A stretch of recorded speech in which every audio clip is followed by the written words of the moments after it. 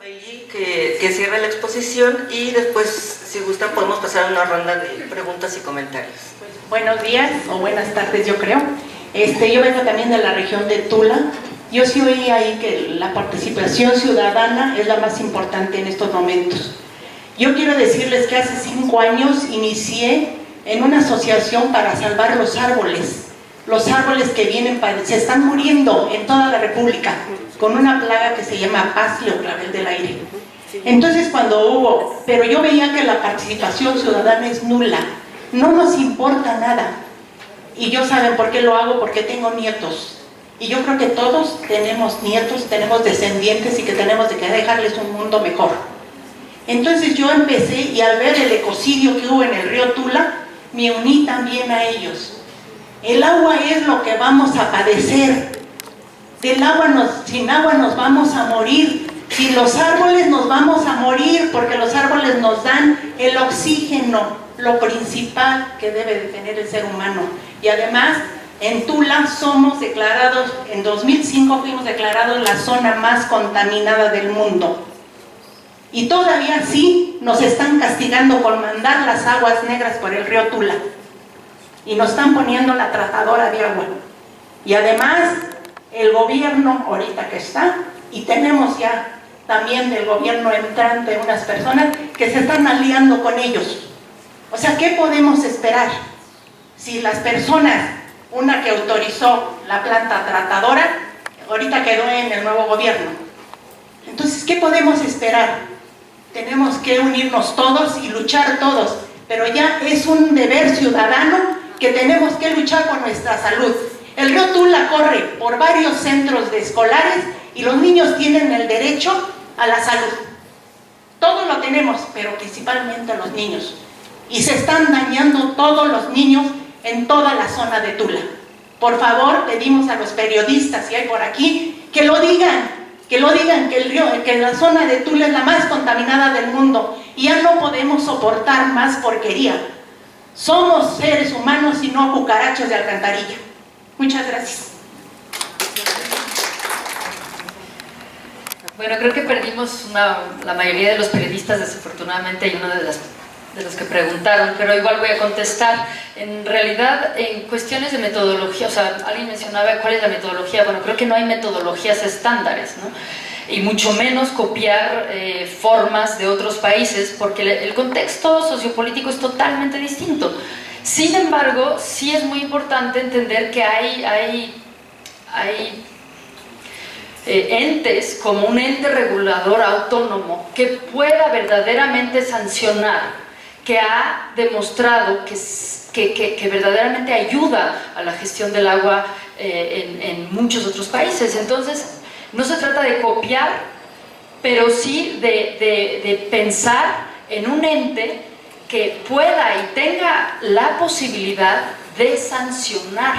Porque hoy en día, y no se trata de sancionar para atrás, y regreso un poco con el discurso del nuevo presidente, no vamos a ir a ver quién hizo, qué no hizo, pero a partir de ahora que sí se pueda tener un ente que pueda estar sancionando para aquel o aquella que no esté cumpliendo con sus responsabilidades federales, ¿no? En otro sentido, creo que había, bueno, se menciona, se mencionaron varias cosas, pero creo que también es muy importante que la nueva administración prevea la colaboración con otras secretarías. La Secretaría de Salud, por ejemplo, la Secretaría de Salud tiene los datos más importantes y más adecuados, diría yo, en materia de calidad de agua. Y no los suelta, los tiene para ellos mismos. Entonces, esa información es crucial para poder pensar en una planeación, por ejemplo, en materia de agua en la Conagua. O la Secretaría de Energía que está generando soluciones o una estrategia energética que no contravenga ni ponga en peligro el cumplimiento del derecho humano al agua y saneamiento. Y en ese sentido estoy pensando muy particularmente en la contaminación que genera tecnologías como la fractura hidráulica. No se puede estar pensando en este tipo de soluciones que van a estar contaminando y poniendo en riesgo el acceso y disponibilidad de agua de calidad. Y muy brevemente en relación a la palabra saneamiento, bueno, saneamiento, de por sí en México solamente se utilizaba alcantarillado y drenaje. Entra la palabra saneamiento cuando empieza a ser un tema, digamos, en materia internacional de sanitation, y se traduce saneamiento. ¿Y qué fue lo que sucedió bueno, voy a hacer esto muy cortito, seguramente fue bastante más complicado, pero se traduce saneamiento y dicen, pues ¿qué saneamiento? Alcantarillado y drenaje. No, para nada. El saneamiento es un sistema integral que recupera las aguas residuales, las traslada, las trata y las vuelve a poner a disposición cumpliendo las normas de una calidad de agua de reuso. Eso es saneamiento del agua. Ahora, es distinto derecho humano al saneamiento. Esto infiere que es el derecho que uno como persona tiene para acceder a un sistema como esos, es decir, a un baño, literalmente, que no ponga en peligro nuestra integridad física ni el entorno. Entonces, lo que usted se refería, la cloración solamente es la potabilización. O sea, una vez que el agua está saneada y se pone a disponibilidad esa agua para reuso, todavía no tiene la calidad para un uso humano, y mucho menos, o sea, para beber. Entonces, esa es otra etapa, ese es otro momento. Posiblemente, y no conozco lo que le cobran, pero muy posiblemente es simplemente la potabilización, quiero decir, sí, la potabilización, que esta puede ser por cloración, por ósmosis inversa, o sea, hay muchas tecnologías para dar el agua en calidad para poderla beber, ¿no? Entonces, poderla tener en casa. El concepto es saneamiento. Claro, pero se usa muy mal, ¿no? Se usa muy mal, entonces... No podemos saber qué significa. Exactamente. La conclusión es no sabemos qué significa en eso. Tendría que el municipio Por eso usted me lo está diciendo de una manera técnica. O sea, lo que necesitamos es que el concepto de saneamiento se entienda verdaderamente y profundamente, porque se está muy mal utilizando. Entonces, para empezar a comunicar esta información y que todos como ciudadanos sepamos de qué se trata, ¿no? Y a partir de ahí empezar a exigir cuentas en relación a lo que supuestamente están cobrando, ¿no? Esa es otra. Y bueno, nada más en cuestión de participación ciudadana, yo creo que, bueno, ya no puedo poder decir todas, pero básicamente los OCAS, yo creo que son buenos ejercicios, pero que se han ido decayendo y la gente ha ido perdiendo interés en participar en ellos, como en los propios consejos de cuenca y órganos auxiliares, los comités, los cotas, las comisiones de cuenca. ¿Por qué? Porque estas estructuras que normalmente, y voy a separar, los OCAS es un observatorio, pero que tendría que estar emitiendo recomendaciones que tendrían que ser tomadas en consideración, no lo son. Y en los organismos auxiliares, comités, comisiones de cuenca, cotas, lo que ha estado pasando es que se va concertando, se va logrando una cierta planeación para que finalmente el Consejo de Cuenca tenga un plan hídrico que propone al organismo de cuenca, y el organismo de cuenca lo agarra, lo guarda y no le da más seguimiento, ¿no? Entonces, esta nueva administración tiene que tener muy consciente que si quiere fortalecer a los consejos de cuenca, también va a tener que asegurarse que los planes hídricos que van surgiendo de estos consejos de cuenca cuenten con una representatividad en los distintos organismos auxiliares, y que lo que surja de este plan sea integrado en el Plan Nacional Hídrico, y que forzosamente eso implique que el organismo de cuenca tenga que presupuestar lo que venga. Digamos, no siempre se puede poner todo, pero algunos de los elementos de cada uno de los planes hídricos de cada consejo de cuenca tendrá que tener un presupuesto para que se ejecuten cosas que fueron concertadas en estos consejos de cuenca y órganos auxiliares. Y bueno, yo creo que tenemos una oportunidad hoy con este nuevo gobierno, porque hay la nueva administración busca trabajar con los más desfavorecidos y contra la corrupción. Yo creo que si Conagua se enfoca en estas dos áreas y marca verdaderamente una nueva línea en su administración, puede perfectamente contar con la participación ciudadana para estos efectos. Muchas gracias. Bueno, pues yo seré muy breve porque en realidad me gustaría como que reflexionáramos un poco de qué es respecto a cuáles son los rostros de esa falta de objetivos, ¿no?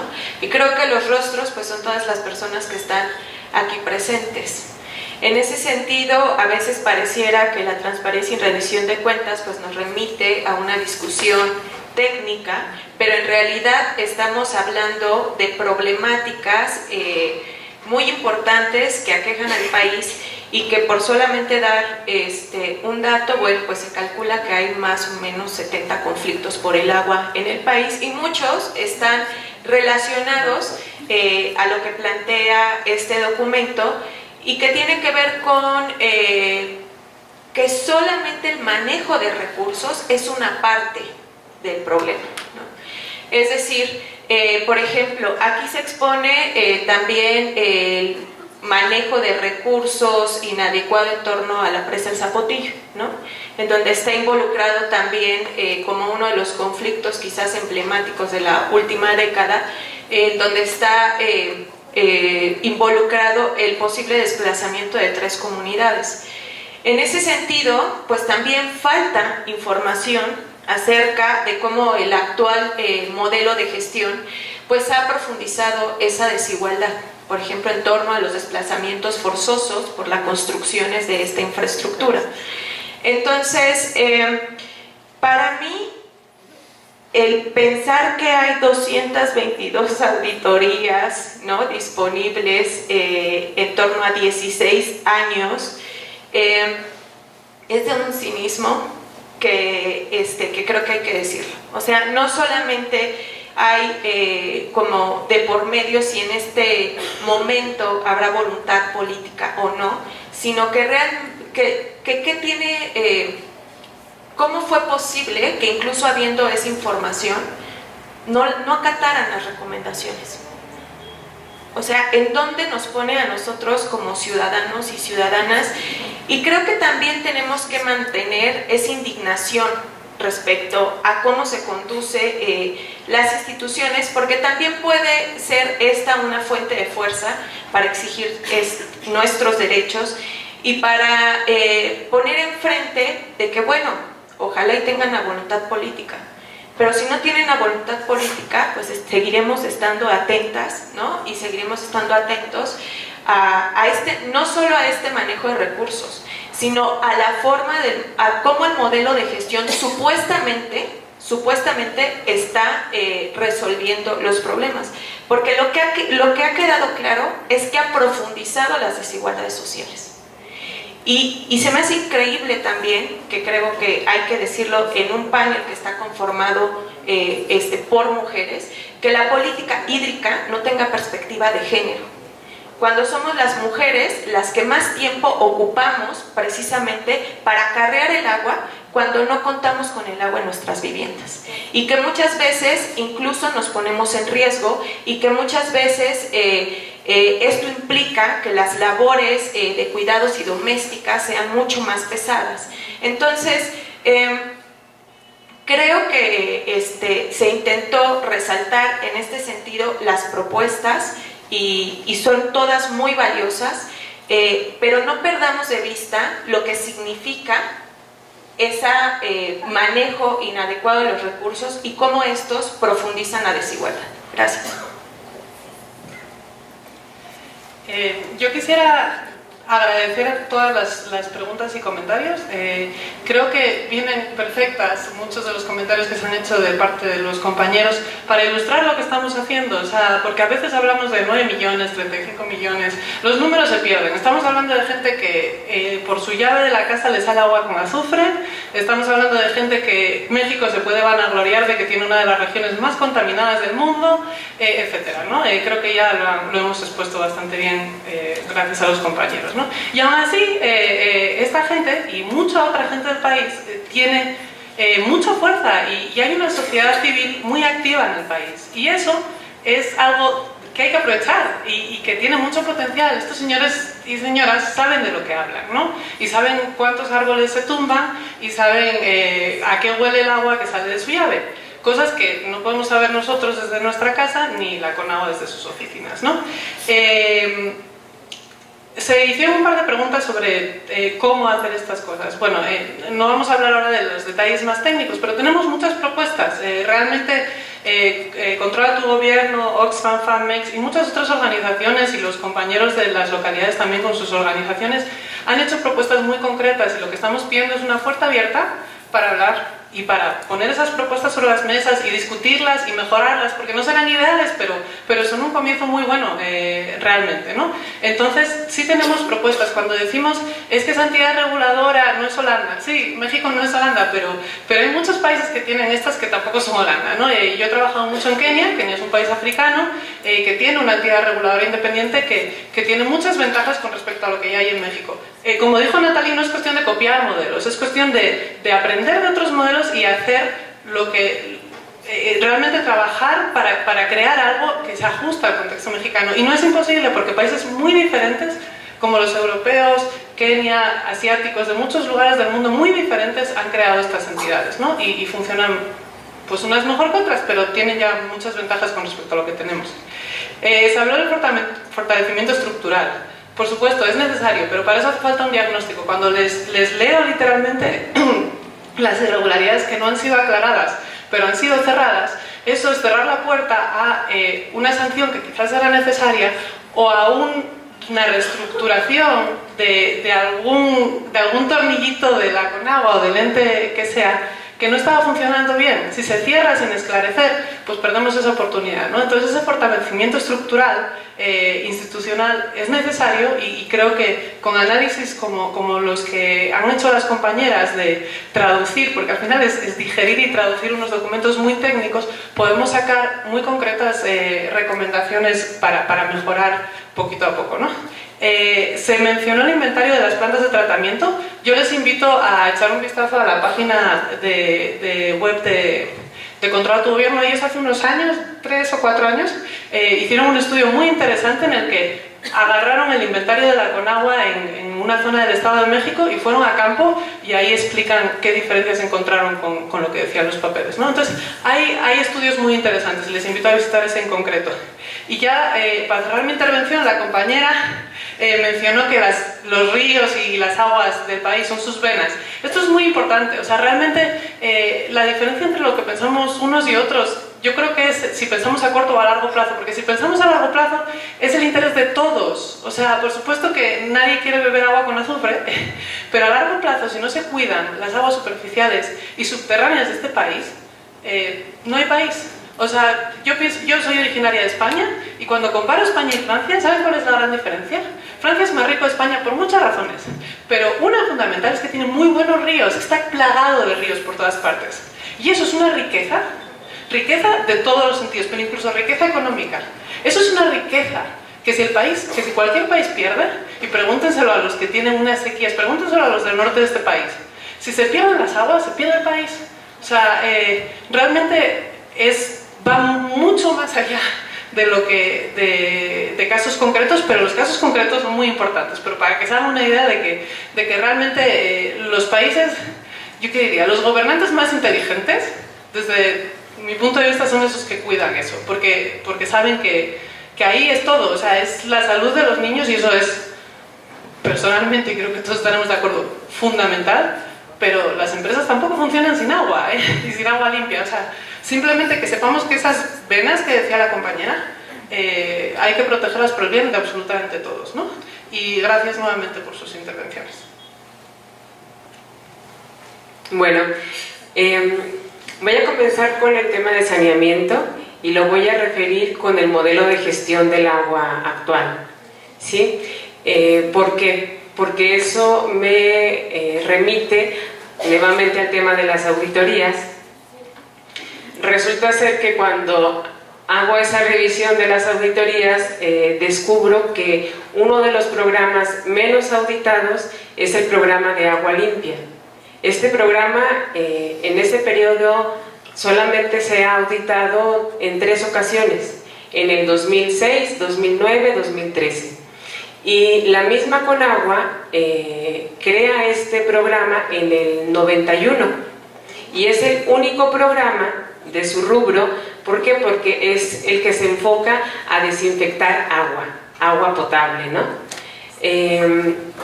Pero resulta que cuando la Auditoría Superior de la Federación hace los informes sobre este programa, sobre el PAL, no le da la importancia que tiene el programa. ¿Por qué? Porque en 2 de estas auditorías lo que realiza son auditorías grupales. O sea, quiere decir que además de auditar al PAL, al programa de agua limpia, audita, por ejemplo, a la PASO o al PROSAPIS. Entonces, lo que está resultando de ese tipo de ejercicio, de análisis, es que el alcance de los resultados que brinda, pues es muy corto, ¿sí? O sea, realmente no le da la importancia cuando les menciono, es el único programa, era el único programa enfocado a esta parte de desinfectar el agua, ¿no? Para uso potable.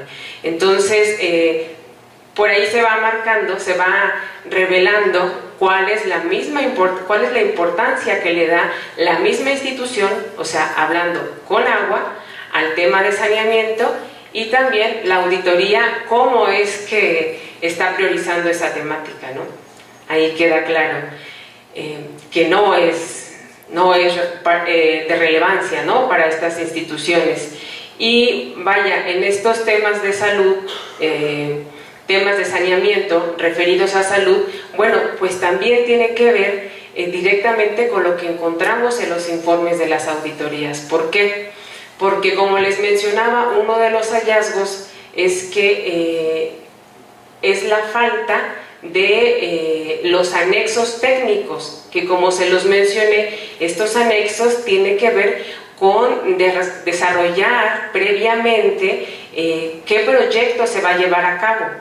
Pero cuando no hay esa información, ese estudio técnico previo, entonces suceden atrocidades como lo que ya mencionaron, que hay, desprotección a la salud humana y ambiental, que hay una destrucción de los hábitats porque no se tiene realmente claro cuáles son los impactos de implementar una planta de tratamiento de aguas residuales en cierta zona.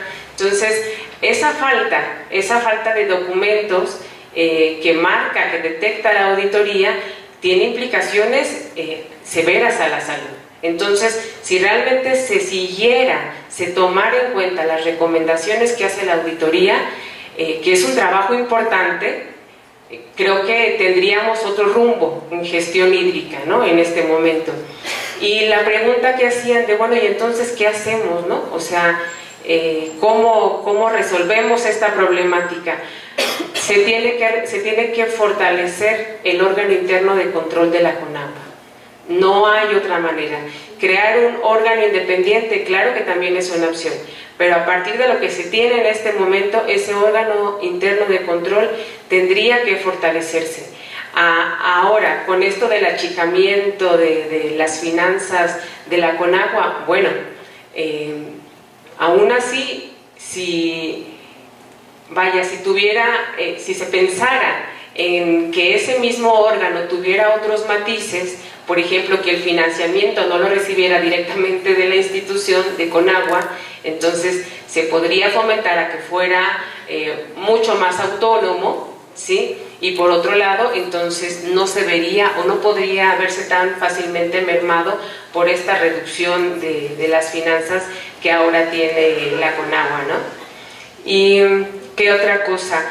Hicieron muchas preguntas, igual también con esto del PROSAPIS, de la integración comunitaria. Es cierto, este programa, el que está enfocado a zonas rurales, era el único de su tipo al incluir la participación comunitaria, ¿no? Decía, que comunitariamente se hagan cargo de sus servicios de agua. Pero el gran detalle que se reveló en las auditorías es que la misma Conagua no estaba creando indicadores para decir qué tanto, por ejemplo, de participación comunitaria se estaba teniendo, ¿no? Entonces, si no lo estaban midiendo, uno, capaz que no, en efecto no tenía la capacidad para hacerlo, no tenía el conocimiento ni la metodología. Y dos, también puede ser, no le importaba realmente ese aspecto del programa. Lo que le importaba al final, muy probablemente, era decir, aquí están los avances, estos son los números, haya o no participación comunitaria, la estemos realmente fomentando o no. Muy bien, pues a reserva de que mis colegas no tengan más comentarios. Tal vez solamente mencionar que aquí hay información sobre el fracking y sobre lo que es, lo que implica y qué se puede hacer. Y hay ejemplares del documento para todos ustedes que les van a entregar mis colegas. Yo nada más quiero cerrar diciendo que mientras más personas conozcan cómo usar los informes de la auditoría, más oportunidades tenemos de vigilar el buen desempeño de la Conagua. En 16 años las observaciones que hizo la auditoría no provocaron nada, pero creo que tampoco había ciudadanos vigilando. Entonces, algo que dijo Mónica y que es muy importante es, vamos a colaborar, o sea, podemos colaborar con la nueva administración, pero de todas maneras estaríamos observándolos aunque continuara la administración que está ahorita. Lo que queremos decir es que los ciudadanos no tenemos que dejar que ellos se manden solos, ¿sí? Ese es el problema, se han mandado solos, sin nosotros. Vamos a estar ahí para evitar que sigan haciendo mal uso de los recursos y desperdicien el agua. Muchas gracias a todos, a todas, por su... a ver, Nati. Es que ahorita se me ocurre, creo que esto no se queda aquí, justamente, y en el sentido de lo que acabas de mencionar, creo que deberíamos estar pensando en una segunda etapa. ¿Qué viene después de esto? Yo creo que deberíamos...